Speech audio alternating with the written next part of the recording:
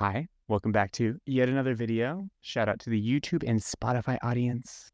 I so I have a special, very, very, very, very special guest today, Taylor. And we're so excited to chat with Taylor because she has so many amazing things to chat about. I'm hyping her up right now and she's probably gonna get nervous. Yeah. So we're not even gonna get crazy. We're jump into it and I'm gonna say hello to you. Number one, we had work together today. That's how me and Taylor have gotten to know one another. Yeah, This is true. Yes. this is true. She has turned me into a Discord king as of today. This is my first time ever recording anything on Discord. So if it looks crazy, I apologize. And you can blame it on Taylor, I guess. It's my fault. There's a lot of responsibility put on me by this guy. What can I say? I wish I had a cool headset like you. Dang. Dude, Um, your headset is cool. Mine's just basic. What do you mean? nah, not that cool. So tell us a little bit just about Taylor. Like, tell the people who haven't had the privilege of seeing and knowing Taylor as a person. Like, who's Taylor? Yeah, that's a big question that I normally hate, but I'm just gonna go with it. Um, I don't know, without risking sounding a little generic. I'm 27. I work with Landon as a barista, and I just graduated from SDSU not Yay! even 2 weeks ago. Not even 2 weeks ago. Yeah. Um, my major is something that I don't know if I'm gonna go into, but that's okay. Um, I love playing video games. I love reading. I love writing. I love fantasy as a genre and just I don't know, everything about it. And music lover. I don't know. It's just the bullet points that stick out in my mind. No, that's great. I think that we're going to encompass most of those things today. So that's a perfect intro. You've been in San Diego forever, right? Your whole life? Not my whole life. So I was born here and then I moved to Temecula when I was in second grade and then moved back here as soon as I could after I graduated. So I've been here since 2013. Yeah. You know what I love about that statement is that you don't recognize Temecula as San Diego because it makes me so mad. And I'm not even from here, but it makes me so mad when someone's like, "Oh yeah, like I live in Temecula. I'm in San." You're not. Dude, I'm sorry. Temecula is not San Diego, like in any way. You heard it here first, guys. That's the. It's crazy. People who say that, I'm like, that's whack. What world do you live in? Let's jump into. You enjoy reading a lot, and I think reading is sort of a dying art. I've tried really hard to get into books recently, and I find myself having a hard time with that. What is it that like really draws you into reading and into books and whatnot? Yeah, that's a really good question. I feel like I love being, like, almost transported into a new world, essentially, like, a lot of what I read is fantasy, and the skill that it takes, like, especially as somebody who's an aspiring writer, like, to build a world that is so unlike the one that we live in is, like, such a art in itself, and being able to read that and having, like, the exposition as you're reading, like, is such a cool experience, you know? And so I really like that part of reading. Also, like, physically having something in my hands that I can read, like, means a lot to me, Like, I know technology, a lot of people are, listening to audiobooks or, consuming books on a number of platforms, but I still prefer just the old-fashioned way. I'll listen to audiobooks once in a while if I'm driving, like, a long distance, but it just doesn't, like, hit the same, you know? And, yeah, I've just always loved reading, and it's something that I put down for a long time, like, while I was in school and while I was just busy with other things, but, like, it's something that I always go back to because it's kind of a little bit of an escape, but, like, more recently it's become like an inspiration, you know? So yeah, I don't know. There's just so many things I enjoy about reading and like so much that I gain from it personally. Yeah. So typically it's more so fantasy books and whatnot. Yeah, yeah, mostly fantasy, but I'm also a big like romance reader. It doesn't have to be fantasy. Big romance, I don't know, buff, I guess. But um yeah, I don't know. Like the sap kind of gets me sometimes, you Hey, know? this gets us all. I know. Do you have like an inciting incident when you were a child and you're like, oh my God, this book, or I really enjoy reading based on this, or like what was a series that like you really got into? Because I feel like for me, I haven't really read fantasy before. And leaving this conversation, I am looking to find a series that I can really get into personally. Yeah. Yeah. So Lord of the Rings is like a huge like part of my upbringing. I didn't read the books first. I watched the movies first.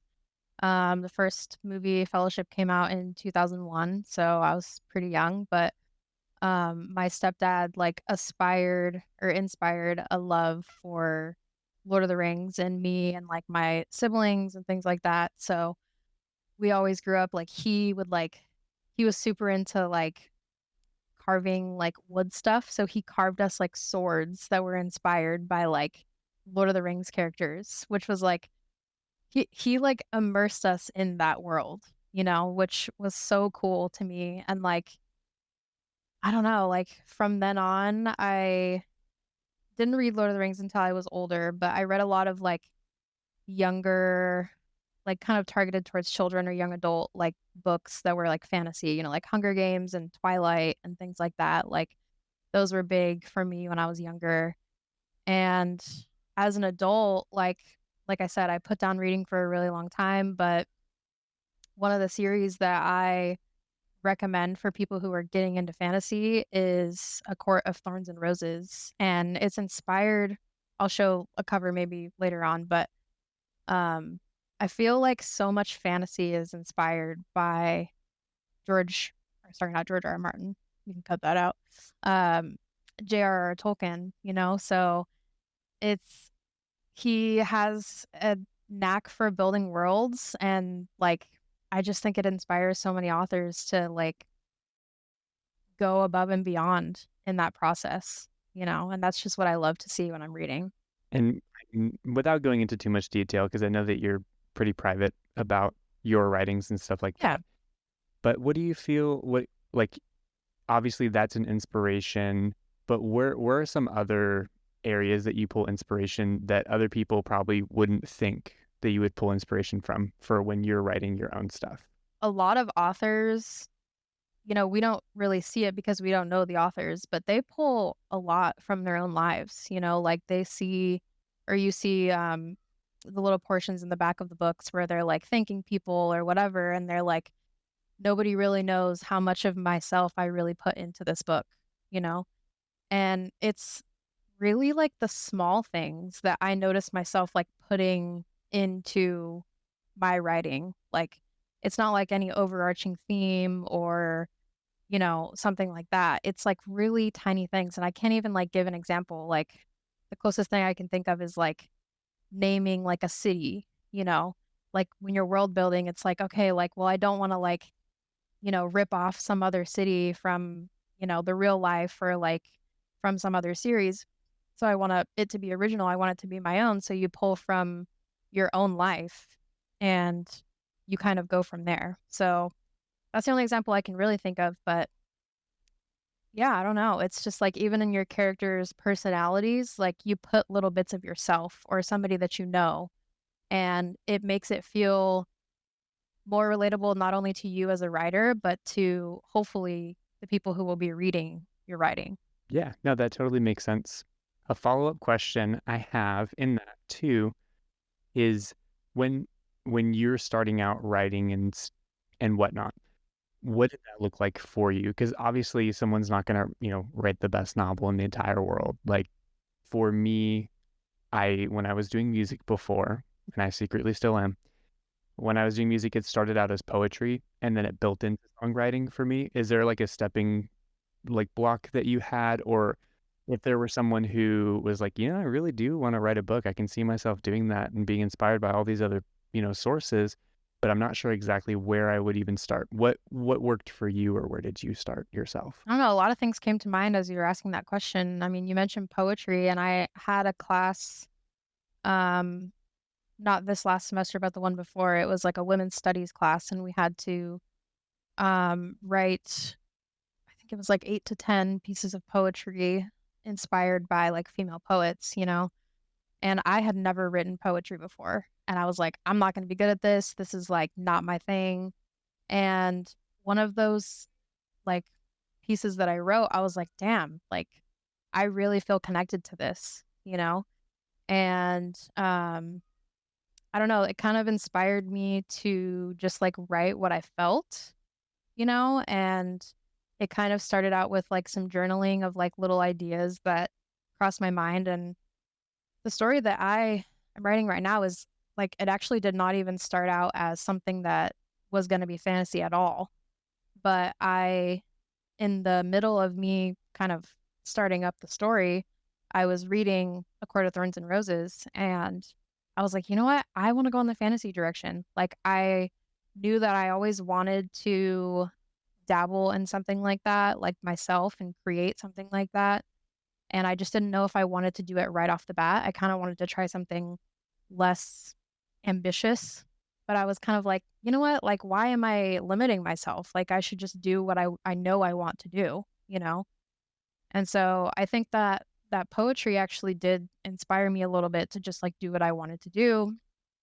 And honestly, I really do draw like so much inspiration from the authors that I read, and I, like, don't really stick to one author or one genre. Like, I read all around just to see, like, writing styles, and, like, I will read a book and I'll have my journal next to me, and I will, like, write down, like, words, like, not even sentences, just words, like, "Ooh, like, I never thought to use that word in this context," you know, like, just taking notes while I'm reading, you know, and that's, like, a really good habit I feel like I've picked up because it does inspire me to, like, expand upon what I'm working on.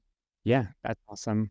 I love that. Something that I enjoy about your creative process that I've experienced myself is it doesn't feel like you're writing for anyone else. Like, it feels like you're writing for you. It feels like it's a true outlet. Like, you're not you may put it out, but it feels like you're doing it for you, and I think that's really commendable and really cool. That's something that I like to talk about because for me, I paint, but no one's ever gonna see my paintings because they're horrible. But it's just like that connection of like creativity and like my body moving and all these different things. So that's something that I think is so cool that you do. I respect that. Yeah, I mean, like, it really has become an outlet for sure, like, as much as I don't do it as much as I want to, and, like, sometimes I'm like, "Oh, if I want this to be something that, like, eventually is an income or something like that, becomes bigger than what it is, like, I need to work on it, I need to work on it," you know? And I really don't want it to become something that is like, I feel like I have to do, you know? I wanna do it because I wanna do it, you know? So I it's a struggle, like, fighting between those 2, like, impulses in my mind, like, I should do this or I want to do this, and, like, it kinda should be both, you know? So I'm trying to get there too. Yeah, and two, like you were saying earlier, it's everything is kind of technology forward online, and so it's like an interesting hobby to have, like in that way, or interesting passion to have, where it's more of a analog thing, And so I can imagine the struggle that your brain could have, and that like well, everything's kind of going this direction, but it's like putting the pen to the paper or physically holding the book in front of you. Like there's just something to that. I think that like 10 years from now, maybe even sooner, I feel like records have come back and all that stuff. Everyone always reads books, but I feel like there's going to be a big push for more analog stuff as, Chat GPT and all these different things kind of come to the forefront. Yeah, I have lots of feelings on that one.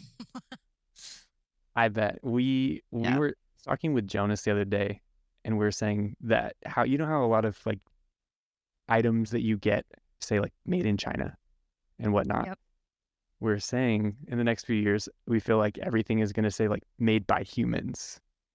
That's Yeah, going to be a selling point for different things. And so that's cool that you're already in that process. Like this book was actually written by a human, not ChatGPT. I know. I think I kind of, like, talked to you a little bit about this at work, but, like, I don't know, like, it's a little bit scary being a new writer and somebody who has never, like, published or done anything really with my writing, like, that ChatGPT and, like, the AI stuff, like, is just becoming, like, the new thing, like, "Oh, just use ChatGPT to, like, write the, like, in-betweens in your writing," and I'm like, I personally, like, I'm not down, like, I want it to all be from me, and it sucks though because, like, writing and, like, art in general, I feel are just, like, becoming so overtaken by that I'm, like, a little afraid that I might be overtaken by it too, but who knows? Like, I feel like I just gotta keep pushing forward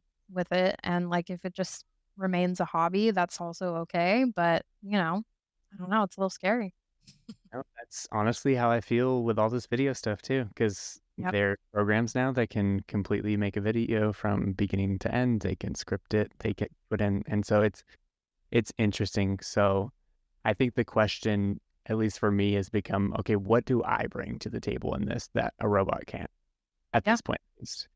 And I think like that's something that you're clearly honing and showing in the little work that you have allowed me to see. Like a robot couldn't write the way that you write. She is such a good writer, guys. Like when she does put stuff out, it's so good. I've only maybe heard an excerpt or two, but I was like, whoa. It means so much, like, whenever anyone who Landon is one of the very few people that I have allowed to see a little bit of it, and it means a lot, like, that shit's coming from me, like, so I don't know, it means a lot when people compliment it and appreciate it for what it is, so thank you. Yeah, absolutely. I feel like writing songs, like writing books, like writing is even more vulnerable than like anything that I do. Like it's all off the cuff in my head, but you're sitting there, you're refining it, and then you're Mhm. putting it out there and you're putting yourself into it. And I think that's really cool and admirable. And maybe I'll start doing poetry tonight. You should. Probably I have to open tomorrow, so probably not. So you had mentioned you kind of set your passion aside for school because I would imagine being in school, you are reading books all the time and you're writing things all the time. The last thing you want to do is that for like fun. So you just graduated, which kudos once again to you. That's Thank you. awesome and should be celebrated. And I'm excited to go out and celebrate with you soon. Thank you. Yes, we will, very soon. But with that, what can you clue us in a little bit to like what your major was, what inspired you to jump into that major, etc. So, as I mentioned, I moved down here after high school in 2013, and I wanted to be a nurse. I wanted to go into, like, healthcare, and I was like, "Yeah, I can make, like, decent money there, and, like, it'll be fun, like, I like science, like, it'll be cool," right? So, I go to Grossmont and start taking general ed classes, and honestly, it's been so long, it's been almost 10 years since I, like, decided away from that path, so I'm not really exactly sure what drove me away from it, but I'm glad that whatever that was did drive me away from it because I don't think I could survive in that industry. Definitely not for me. Um, but after that, I was kinda like, "Okay, maybe I can just do biology and, like, maybe teach biology or something like that." And then I was like, like, maybe I'll do social work, like, social work seems fun, like, I could help people and, like, you know, they make a lot of money and cool, and did a short volunteer stint at, like, a youth shelter, and that was, like, really intense, and I realized that I knew that I wouldn't be able to do something like that for the rest of my life. It would just take too much of a toll on my mental health. So I was like, yeah, I'm not going to do that. And then I kind of like really introspectively thought about like what I really wanted to do when I was younger. And I was like, like I always pretended like I was a teacher and like it was always so much fun. And like I thought maybe, like that means something. Like maybe I want to teach, And at the time, I had been at Grossmont for so long, like you're supposed to leave community college after like 2 years. And my track in college was definitely not like traditional. I took the time at community college to really figure out like what I wanted to do. And I honestly really recommend doing that because like it's so expensive at state universities and that like you should take that time while you're spending less money to figure it out. So I don't regret doing that, but I didn't have a lot of credits left, so I was like, I'm just gonna go in and apply as a liberal studies major with a elementary education emphasis because that's kind of like where all of my credits had led me up to that point. So that's what I applied as. I did 2 years at STSU, did a lot of well, not a lot, honestly, it wasn't, um, as beneficial as I thought it should have been, but some volunteering, like, inside of classrooms and things like that, which, a lot of those teachers, they don't really let you do anything when you're volunteering, so coming away from those experiences, I didn't feel prepared to be in a classroom or anything like that, so, I came out of the program honestly not thinking I wanted to be a teacher and not blaming the experiences I had on the guide teachers I had or anything but like that, but it was just, like, in my mind, like, what I end up doing, I want to ultimately be happy. I don't care that much about money. Of course, I wanna survive and, like, be fine, but that's not, like, money isn't my number one thing. Like, I want to be secure in what I'm doing, feel good about it. I hope it makes me happy and things like that. So, I wasn't really sure if teaching would make me happy, and there is a lot of, like, fundamental issues with the education system that I would never be able to change. I'm just one person, and of course, I can stand up to those things, but, like, I'm just one person, and I wasn't sure if I wanted to, like, get into that, you know? So, yeah, I kinda decided in my last semester, this most recent one, that I was like, "I don't know." So, I didn't apply for the credential program, and I'm hoping to go back to school for my master's in, like, creative writing or comparative literature, something in the English realm.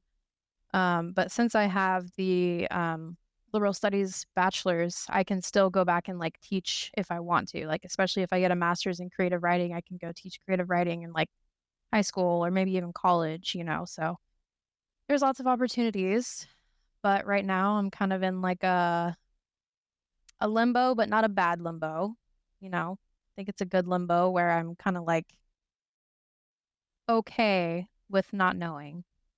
Did you always feel okay with not knowing? Or, like, how did you kind of come to that place of being okay with not knowing? Because I know a few people too, I would say a handful, where they'll go to school and then they have the major, they did everything, and they're like, I know I'm not gonna use this, and I this isn't what I wanna do anymore." Was there anything in that process that, we could unpack a little? I grew up a lot in the last, like, 2 years especially.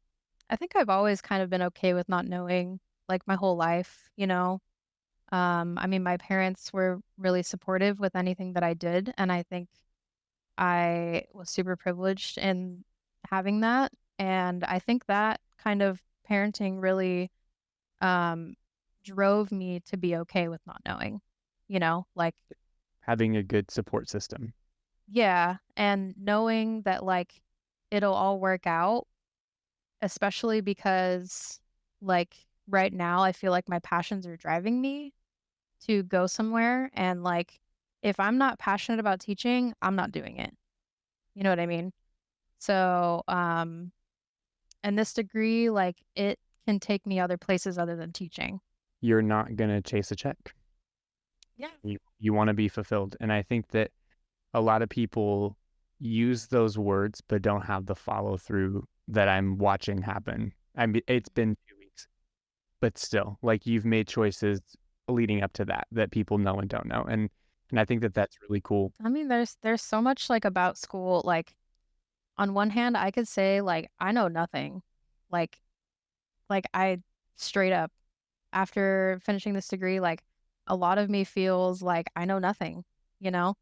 But at the same time, like, I do have to give myself credit and, like, the time that I spent credit, like, there is so much that I did learn, like, with this experience, and I think that's something that I've come to terms with, like, even in the last couple weeks, like, I think I talked to you a little bit, like, leading up to graduation, like, I didn't know how to feel about it, like, because I wasn't doing something immediately after school with my major.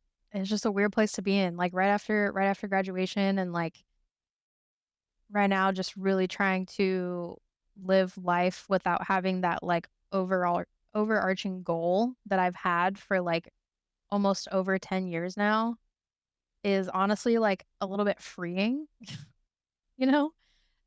So I can, like, focus on the things that I want to do, like that little paint by numbers thing that I got for me and Phelan, like, or, playing Minecraft with coworkers or writing, like, these are things that I was telling Pixel today, like, I almost feel like I'm more busy now than I was when I was in school because I'm doing things that, like, I want to do and I'm making time for them, whereas in school I was, like, procrastinating. I'm like, "I got time. Don't worry."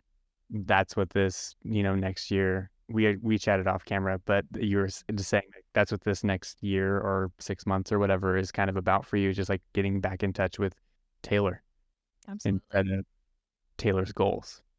And Mhm. I think that that's really cool as well. I know I keep saying everything is really cool, but it is so cool. So cool. So sick, dude. So So chill. sick.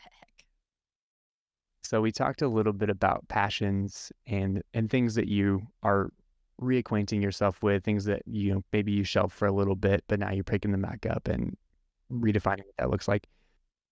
Are there any new things in the horizon that you want to try or that excites you for the future? Because when I talked to Isaac about this a few episodes ago, he said the biggest thing for him was trying new stuff and like putting himself out there and doing things that he wouldn't have done when he was in school. Because like you said, it seems like it's a similar thought process of there's a goal. You've been in school since you started school, and now it's done. And now it's like, okay, the world is your oyster. Or is there any hobbies or anything that you kind of want to get into or try? Cliche as it is, I wanna travel. I feel like I have not traveled nearly as much as I want to, especially if I ever, like, wanna get into, like, some sort of job in the professional sense, like, I wanna travel a lot more than I have before then. Um, yeah, I don't know, there's so many places that I've never been and that I wanna see, and I wanna go to different countries and experience, like, so much, like, more than what I've experienced up until now in my life. So, traveling is definitely one. Um, I don't know, I think I wanna, like, try everything. Like, I know that sounds, like, so, like, out there, but, like, I really do. Like, I don't paint, and I was like, "Oh, paint by numbers." I'm getting lots of, like, you know, ads on Instagram. Like, I'm just gonna do it. It's super cheap, like, let's try it. And we did it yesterday, and it was, like, super fun. We just, like, put on a show in the background and painted, and it was a lot of fun. I think music is always something that I want to get back into. Um, I played instruments for a really long time. Well, instrument. I played saxophone for a really long time, and I've sung since I was super young. So Very doing well. something, Heard that karaoke voice. maybe You me should. and Landon will collab musically someday. Yeah, we can Um, Nickelback. oh yeah, hell yeah. Every part of me wanted to sing "Look at this photograph," but I'm not gonna do it. It's Um, not even the Nickelback song I know. So But yeah, I mean, singing and, like, now that I'm writing, like, maybe writing my own music or doing something like that and maybe dabbling in some sort of, like, music editing or something like that because I don't play guitar or anything like that that I could put behind my voice, but, yeah, maybe something like that. I feel like just also getting outside a lot more and exercising, that's kind of something that I've already started doing, like, just taking care of my body, and because I feel like that is really something that, like, I neglected, and the stress from school, I think definitely, contributed to that, so, focusing on me physically, mentally, creatively, like, all of it, and I just feel like I have really big aspirations for what is next, and yeah, I don't know, there's just a lot, and, like, sometimes that can be overwhelming, like, there's so much that I want to do, and, like, I just wanna make sure that I'm making time for those things. So let's say, hypothetically, there's just out of the 15 people that watch these videos, which shout out to y'all, honestly. Shout out. Shout out. I respect every single one of you so much. I'm one of those 15, so Yeah. So like genuinely, like shout out. You guys are the day ones. Everyone else about to be day twos. Y'all are day ones. But for the beautiful, wonderful audience that we have, including yourself now, similar boat. Like, what advice would you give to yourself just right now? I know we covered a lot. We talked about a lot of like aspirations and things, but what advice would you give if everything you just kind of shared was shared with you and it wasn't you? Because I find for myself, it's so easy to give advice to someone else, but when it comes to me, I have a blind spot a little bit. Oh, So yeah. Yeah.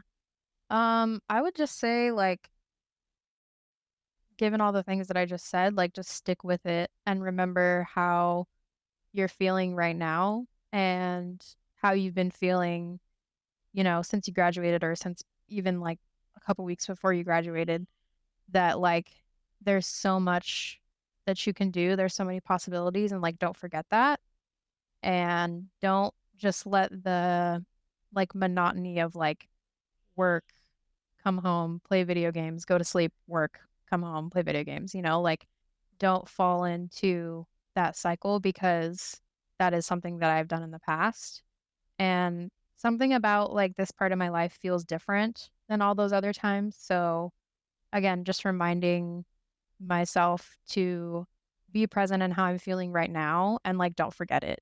I think that's the advice I'd give myself. to my last question. This is my favorite question. Even though I didn't even look at the book that Isaac recommended, I'm so sorry. I should probably. I Shout out even to Isaac. I love you, bro. shout out to Isaac. I even linked it in the description, but I didn't purchase it. Are there any book recommendations that you would have for folks? Dude, I have so many. You can kinda see it, but this is, like, an entire bookshelf and it's full, you just can't see it, but, first book, I talked about it a couple times during the video, but A Court of Thorns and Roses, I don't know if it's backwards, it looks backwards to me in my Uh, thing, but, it's perfect. Sarah J. Maas, she's awesome. There's 5 books in this series. It's a fantasy romance, one of my favorites. Also, this book, Archer's Voice, is one that I just finished like 3 days ago. It's also a romance, but it's like the first really sappy romance that I ever liked because most of the time, like, I feel like sappy almost makes me cringe sometimes. But this one was really sweet and awesome and 10 out of 10 recommend. So yeah. Awesome. So I will link those in the bottom. You know what? I'll even And try. he won't buy them. I'll even try to read one. Maybe I'm gonna read Isaac's first. I'm like, Yeah, I'm 3 books deep right now, like books that people have purchased for me. Um, fair. my life is a mess, to be honest, right now. With getting married in like less than a week, Yeah. and I'm then so excited for you though. yeah, I do want to thank you so much for your time. I really appreciate you. And yeah, just I'm really proud of you.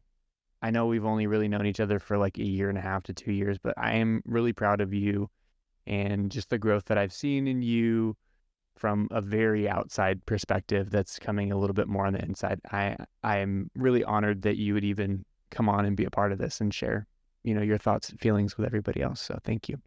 Yeah, of course. Thank you for having me. It was a lot of fun, to be honest. So, thank you. Yeah. All right. Yay. Bye, guys.